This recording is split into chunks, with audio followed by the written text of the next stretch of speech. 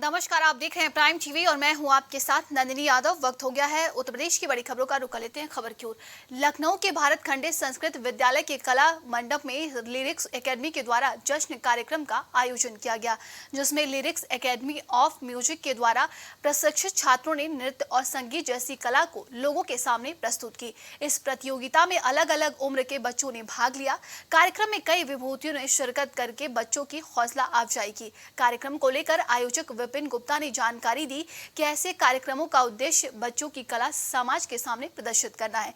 वहीं इस कार्यक्रम में हिस्सा लेने पहुंचे अभिभावकों ने अपनी प्रतिक्रिया देते हुए कहा कि कुशलता के साथ हमारे बच्चों को महज चंद दिनों में ट्रेनिंग दी गई, जिसका हमने नजारा मंच पर देखा।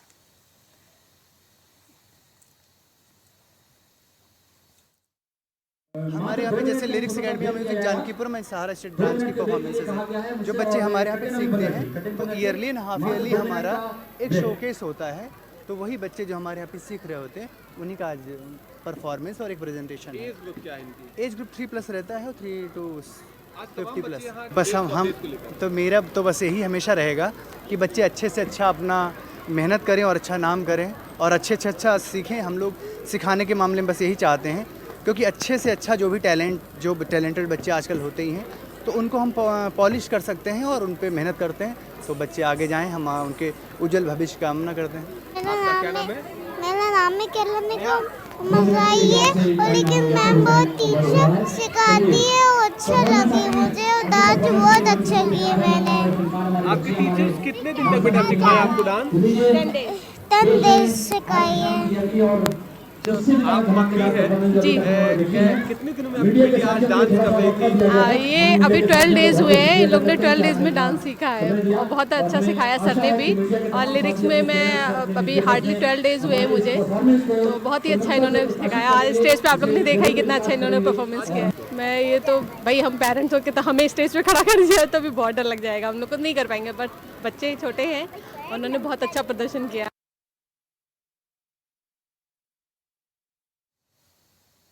पहाड़ी इलाकों में हुई बारिश का कहर अब दिखने लगा है। बांधों से पानी छोड़े जाने के बाद उन्नाव में गंगा का जलस्तर लगातार तेजी से बढ़ता जा रहा है। उन्नाव में 4 तहसील क्षेत्रों के गंगा के तटवर्ती इलाकों में रहने वाले लोगों की नींद उड़ी हुई है।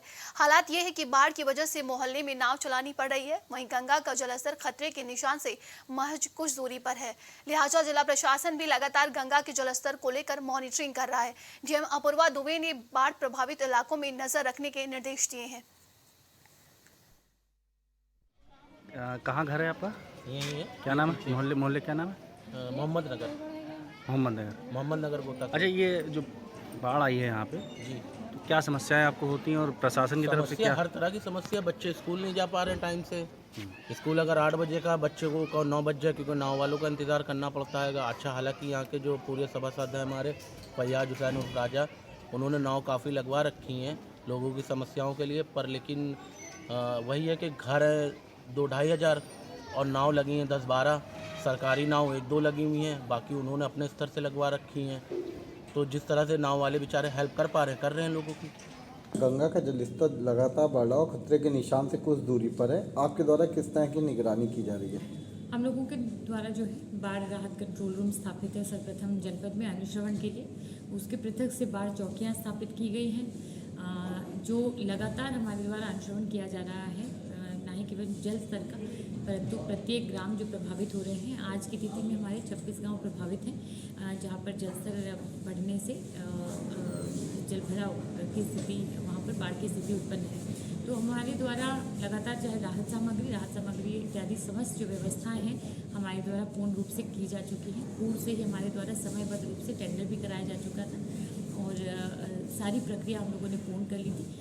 त्वरित रूप से निरीक्षण आज भी स्वयं 3 जगह निरीक्षण है और निरीक्षण हम लोगों द्वारा लगातार किया जा रहा है।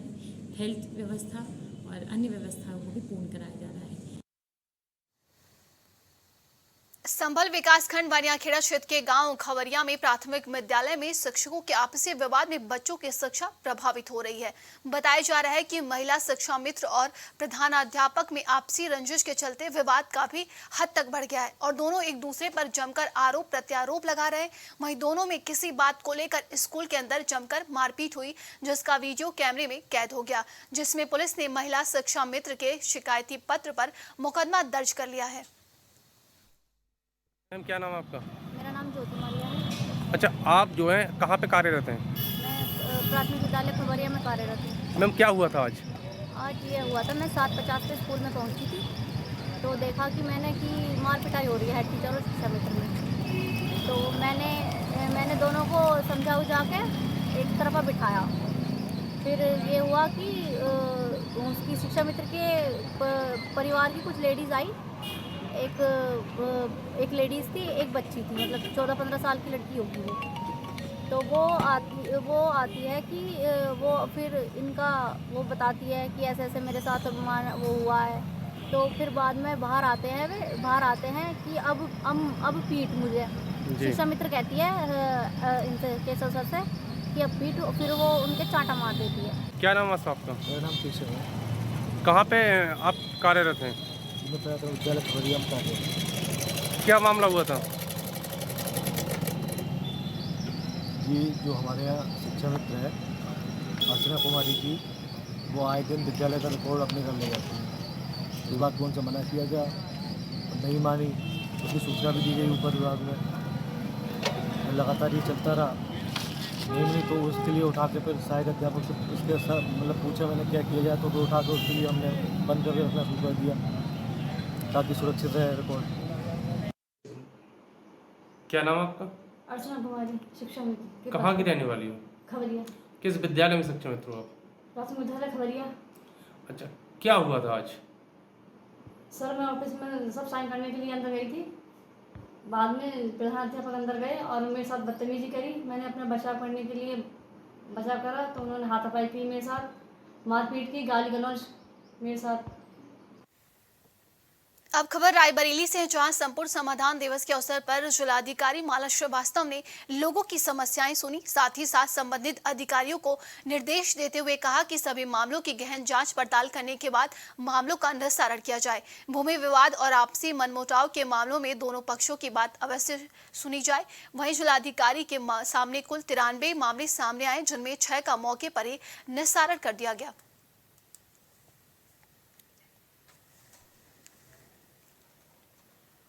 रायबरेली के डलमऊ कोतवाली क्षेत्र में एक महिला और उसकी 1 महीने की बेटी का शव फंदे से लटकता हुआ मिला। परिजनों की सूचना पर पहुंचे डलमऊ पुलिस के द्वारा शव को कब्जे में लेकर सामुदायिक स्वास्थ्य केंद्र लाया गया, जहां पर डॉक्टरों ने दोनों को मृत घोषित कर दिया है। दूसरी तरफ मृतक के मायके पक्ष के लोगों ने ससुराली जनों पर दोनों को मार डालने का आरोप लगाया है। क्या नाम है आपका? रवि कुमार नाम है मेरे साथ। कहाँ रहते हो? पूरे कोली डलमऊ रायबरेली। क्या हुआ? हमारे बहन को फांसी लगा के गड़बड़ में मिल के मारा है। और उसकी लड़की भी थी? हाँ, लड़की, छोटी लड़की भी नन्ही सी थी, उसको भी मार दिया गला दबा के। किसने मारा है? अरे सब लोग घर पर मिल के मारे हैं। अरे कौन? नाम रिंकू हो गए और इनका नाम महेंद्र नहीं है, मगर ये पूनम नाम है और तीरथ रानी नाम है। जब घर में 5 ने जितने सदस्य सब घर पर मिल के मारे हैं हमारी बहन को। लगभग 3:50 लगभग 3:40 के आसपास एक वाहन से ज्ञानवती नाम की महिला, उम्र लगभग 20 से 23 साल के आसपास, और एक महीने की बच्ची, दोनों।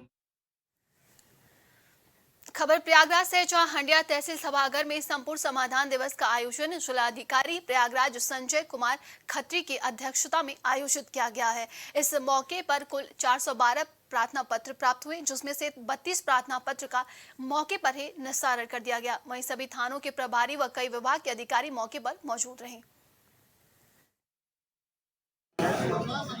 आज तहसील समाधान दिवस में हमारे जनपद के सारे जनपद स्तरीय अधिकारी मौजूद रहे। कुल हमारे पास 412 शिकायत आई और इनमें से 32 शिकायतों का आज हमने मौके पर निस्तारण किया है। इसके अलावा 10 टीम हमारी अभी मौके पर जा रही है, जिसमें राजस्व और पुलिस की संयुक्त टीम और वहां जाके जो भी शिकायत करता है उनकी उपस्थिति में विवाद का निस्तारण करेंगे। इसके अलावा हमारे पास कुछ विद्युत की शिकायतें हैं, कुछ आवास की शिकायतें हैं और कुछ चक मार्ग पे अवैध कब्जे की शिकायतें हैं। जो चक मार्ग पर अवैध कब्जे की शिकायतें हैं उनका हम इस गुरुवार को अभियान लगाने वाले हैं। उस अभियान के दिन हम चक मार्ग पर जितने कब्जे हैं उनको हटाने की कार्रवाई करेंगे। मेरी यहाँ की जो अधिवक्ता गण है उनसे बात हुई और जो अधिवक्ता परिषद के अध्यक्ष हैं उनसे भी बात हुई है।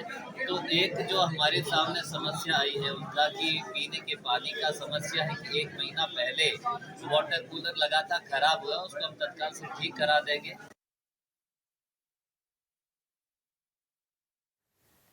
यूपी के डिप्टी सीएम केशव प्रसाद मौर्य कानपुर पहुंचे, जहां उन्होंने जिला पंचायत सदस्य के प्रशिक्षण शिविर के कार्यक्रम का शुभारंभ किया। इस कार्यक्रम में बुंदेलखंड में लगने वाले 17 जिलों के जिला पंचायत सदस्य मौजूद रहे।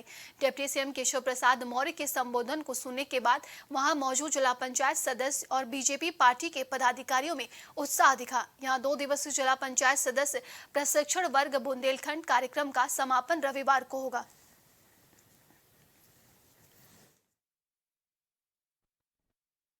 नरेंद्र मोदी जी, मैं कहता हूं 24 घंटे 24 कैरेट 24 की तैयारी है। एक अकेला मोदी अपना ठग बंधन पर भारी है। अखिलेश जी कह रहे हैं उनकी राहों में सांड छोड़े जा रहे हैं, क्या कहेंगे? श्री अखिलेश जी को मैं ये कहूँगा कि जरा सांड से ध्यान हटा करके अपने गुंडे अपराधियों से अपनी पार्टी को मुक्त करावें, अन्यथा वो सपा जो है समाप्तवादी पार्टी बनने जा रही है। जो ग्रामीण इलाके में बीजेपी कमजोर है। भारतीय जनता पार्टी हर बूथ पर मजबूत है और हर बूथ में जीत की तैयारी में है और 2024 में 80 में से 80 यूपी की सीट हम लोग जीतने जा रहे हैं। राहुल गांधी जी अमेठी आ रहे हैं, क्या कहेंगे? मुझे क्या कहना है, जिनको जहां आना हो आ जाए। 80 अगर हम जीतेंगे, कमल खिलाएंगे तो स्वाभाविक तौर से उनको जीत की नहीं हार की माला पहन के जाना पड़ेगा। हरदोई के देहात कोतवाली इलाके में शराब ठेके के सेल्समैन पर हमले का एक वीडियो वायरल हो रहा है, जिसमें 2 युवक और एक महिला जमकर उत्पात मचाते दिख रहे हैं। पिहानी चुंगी चौकी से चंद कदम की दूरी पर उधार की शराब न देने को लेकर ये विवाद हुआ था। वीडियो वायरल होने के बाद पुलिस मामले की जांच में जुट गई है।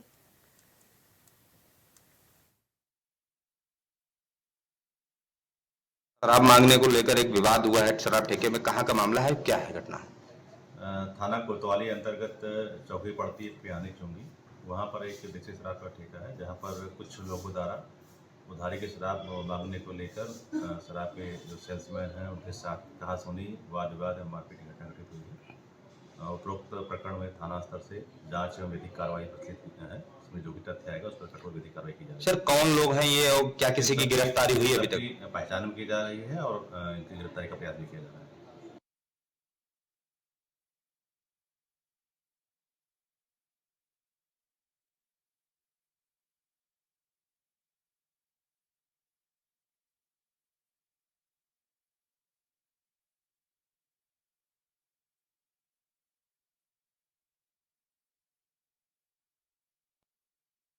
दादी की शराब के ठेके पर तोड़फोड़ की गई है। गोंडा से कैसरगंज सांसद ब्रजभूषण शरण सिंह विकासखंड महाकवि तुलसीदास महाविद्यालय परसरपुर में सम्मान समारोह में पहुंचे, जहां पहुंचकर उन्होंने छात्र छात्राओं को सम्मानित किया। इस दौरान उन्होंने मंच से हिंदू मुस्लिम एकता की बात कही है।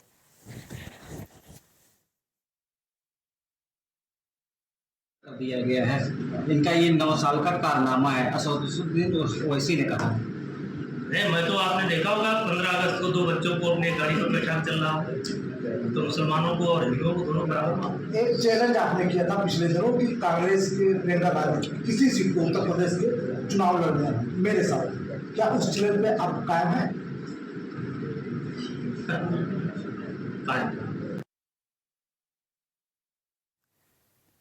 बाराबंकी के एक इंटर कॉलेज में 15 अगस्त को निकल गई प्रभात फेरी में कुछ छात्रों के द्वारा धार्मिक नारे लगाने का वीडियो वायरल हो रहे वीडियो में कुछ छात्र धार्मिक नारे लगा रहे हैं, जिसके द्वारा दूसरे वर्ग द्वारा भी नारे लगाए गए। वीडियो वायरल होने के बाद विद्यालय के प्रधानाचार्य ने नारा देशद्रोही की श्रेणी में बताते हुए छात्रों के अभिभावकों को लेटर जारी किया। साथ ही धार्मिक नारेबाजी करने वाले छात्रों को कॉलेज से भी निकाल दिया गया है। नाम क्या है आपका? जी, विजय कुमारी। अच्छा, आपका लड़के का नाम है जो जागृति इंटर कॉलेज में पढ़ा थे? ज्ञानो से। क्या हुआ था 15 अगस्त को? अरे जय श्री राम ओम बोले रहा हो, का कहता था ना वो वीडियो वायरल की ना, वो है कहते नाम काट दूँगी। आप स्कूल नहीं गए, प्रिंसिपल से बात करें कि जी स्कूल गे रहा, प्रिंसिपल से माफ़ी भी मांगा कि बाप भी नहीं है और उसका ज़िंदगी न बर्बाद करो, फिर भी हमको भी भगा दी, लड़कों को भगा दी। क्या बताएं, कहीं नाम नहीं, अब निकाल दिया, हम नहीं लेंगे, नहीं लिखेंगे। किस क्लास में पढ़ता है लड़का? 9th में। ज्ञानों से। किस क्लास में पढ़ते हो, किस स्कूल में पढ़ते हो? जागृत इंटर कॉलेज 9th में पढ़ते हैं। अच्छा, 15 अगस्त को क्या हुआ था? 15 अगस्त को ये हुआ था कि जैसे कोई यालिया हुसैन कर रहे थे, तब इधर से नहीं, जब स्कूल में कर रहे थे? नहीं, बाहर रोड पे प्रभात फेरी के? हाँ, जब रैली में कर रहे थे तो उधर से जब यालिया हुसैन कर रहे थे तभी इधर से नहीं हम लोग जय श्री राम बोले, तो उधर से प्रिंसिपल कह रहे हैं कि देशद्रोही में लगा दिए हमें जय श्री राम बोलने से। अच्छा, तो कितने बच्चों का नाम काटा है? तकरीबन 12-13 लोगों का नाम काटे। तो सबकी टीसी पे क्या लिखा गया? टीसी पे लिखा क्या गया, टीसी पे साइन नहीं किया अपना, वो बाकी अलग से पर्चा लिख के दिए देशद्रोह वाला। नहीं, आप जो लिए हो इस पे क्या लिखे हैं?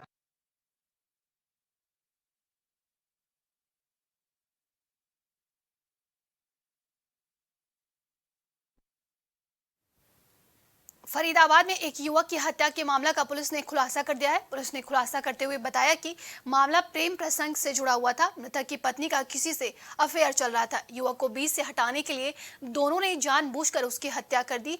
घटना के बाद मृतक युवक की पत्नी ने पुलिस को गुमराह करने के लिए खुद पुलिस में अपने पति की गुमशुदगी का मुकदमा दर्ज कराया था, लेकिन पुलिस ने मामले का खुलासा करते हुए आरोपी पत्नी और हत्या को अंजाम देने वाले प्रेमी को गिरफ्तार कर लिया है।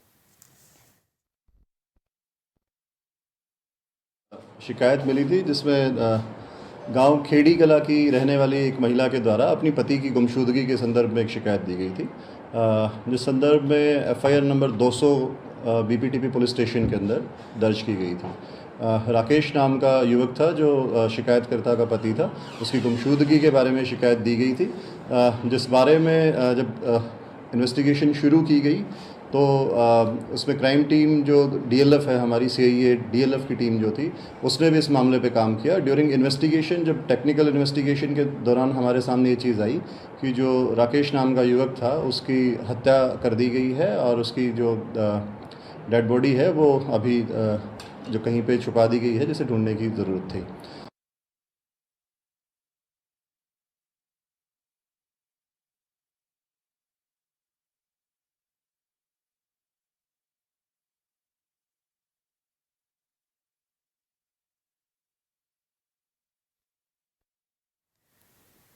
संभल में नाबालिग लड़की से दुष्कर्म के दोषियों को कोर्ट ने 20-20 साल की सजा सुनाई है। साथ ही दोनों दोषियों पर कोर्ट ने 28-28 हजार का जुर्माना भी लगाया है। जिला शासकीय अधिवक्ता ने बताया कि जादू टोने के बहाने दोषियों ने नाबालिग से रेप किया था। दोनों दोषी जादू टोने के बहाने एक नाबालिग लड़की को झोपड़ी में ले गए, जहाँ उसे दुष्कर्म किया। लड़की ने घर वालों को जब आपबीती बताई तो घर वाले सन्न रह गए। परिजनों ने पुलिस को सूचना दी। पुलिस ने केस दर्ज कर त्वरित पैरवी की। आज शुक्रवार को जनपद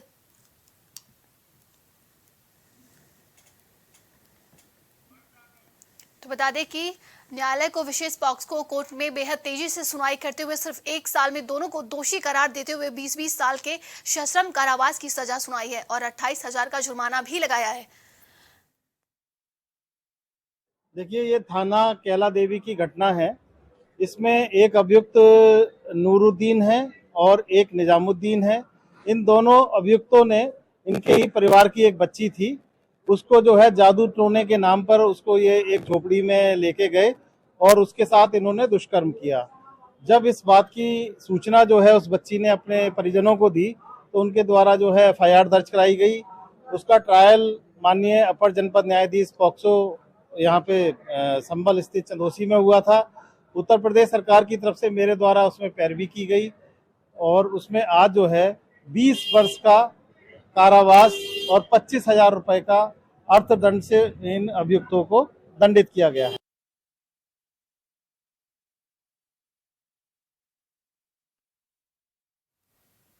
खबर सुल्तानपुर से है, जहां बीते दिनों अधिवक्ता हत्याकांड के मुख्य आरोपी हिस्ट्री शीटर सिराज अहमद की मुश्किलें लगातार बढ़ती ही जा रही हैं। हाल ये है कि माननीय न्यायालय ने सिराज और उसके साथी की संपत्ति कुर्क करने के आदेश जारी कर दिए हैं। वहीं 2 दिन पहले ही फरार चल रहे दोनों आरोपियों पर 1 लाख का इनाम भी घोषित कर शिकंजा कसना शुरू कर दिया गया है।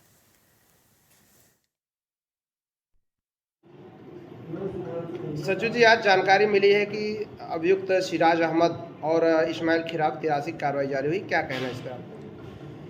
देखिए, आप ये तो जानते ही हैं कि हमारे जिस अधिवक्ता की हत्या हुई थी वो बिल्कुल युवा अधिवक्ता था। हमारे बार में हर तरह से उसका योगदान रहा करता था। हमारा पूरा संघ इसके लिए आंदोलित है और आक्रोशित भी है। तो इस संदर्भ में जो भी सरकार के द्वारा और जो है प्रशासन के द्वारा जो भी सहयोग किया जा रहा है, उस सहयोग से जो है लगभग हम सभी लोग संतुष्ट भी हैं। चूँकि अभी हमारे यहाँ से मांग की गई थी कि अगर उसकी गिरफ्तारी नहीं हो रही है तो आप 83 की प्रक्रिया तत्काल उसके खिलाफ करवाइए। और इसके अनुक्रम में पुलिस प्रशासन के द्वारा ये 83 की प्रक्रिया कराई गई है। उसके लिए आदेश आज कर दिया गया है और मुझे पूरा उम्मीद है कि शीघ्र इस 83 की प्रक्रिया पर अमल भी किया जाएगा। तो खबर सुल्तानपुर से है, जहां पर बता दें कि आरोपी की संपत्ति को कुर्क करने का आदेश दे दिया गया है। वहीं पर अधिवक्ता हत्याकांड के मुख्य आरोपी की मुश्किलें लगातार बढ़ती जा रही हैं। आरोपी की संपत्ति को कुर्क करने का आदेश दिया गया है।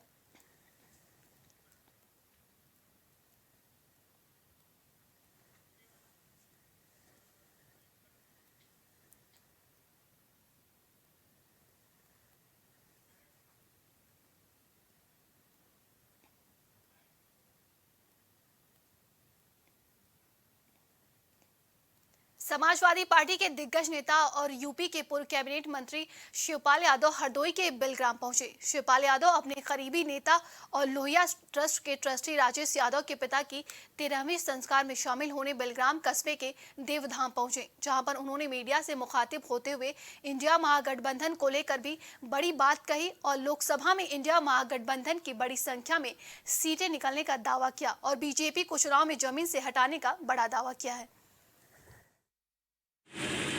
आपको याद होगा ना 2022 के चुनाव में ये माननीय प्रधानमंत्री जी को कह रहे थे, गृह मंत्री को कह रहे थे तो गुजरात सदन जब चलता है कह रहे थे गुजरात के सदन जब चलता है तो सदन में योगी खास करके आप काफ़ी जो है मजाकिया लहजे में और आपसे ज़्यादा वार्ता करते रहते हैं, उसको लेकर क्या दृष्टि दिख रहा है, किस तरीके से? वो तो विधानसभा में पार्टी की दबाव वो भी देते हैं। आज के लिए उत्तर प्रदेश की खबरों में बस इतना ही। देश और दुनिया की तमाम खबरों के लिए देखते रहिए प्राइम टीवी। नमस्कार।